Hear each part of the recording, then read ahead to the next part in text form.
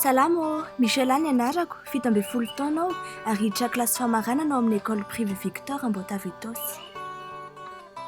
Ny ornithologie no hevitra ho resahako eto, izany hoe fianarana manokana momba ny vorona sy ny tontolony. Mikasika ny vocalisation na ny feon'izy ireny no andeha ho fantarintsika bebe kokoa. Siantifika iray no nampiananao ny fikarohana taty anaty ala na rahana guide local. Aty anaty ala ny Marimizano misy anay akaiky ny fokontany Morafena 10 kilometatra miala an-Andasibe.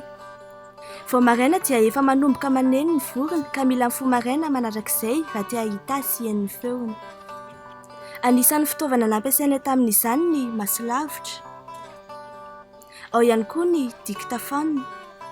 Manana anjara asa roa ny dictaphone dia ny fakana ny feony sy ny fampiasana azy indray entina mba hiantsoana ilay vorona.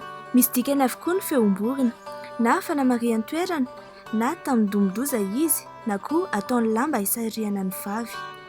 Ireto misy karazam-borona vitsivitsy na azoana feo tany anaty ala ka ho aseho amin'ireto sarin-tanana nataoko ireto.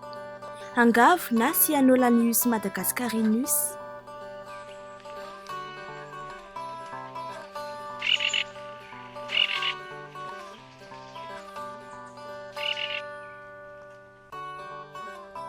Kakafitra na Cuculus rochi.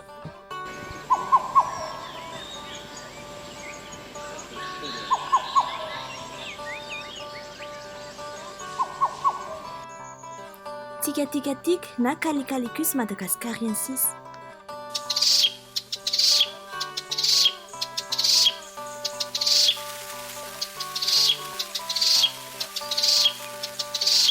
Maro ny tombontsoa azo amin'ny fanaovana ny ornithologie.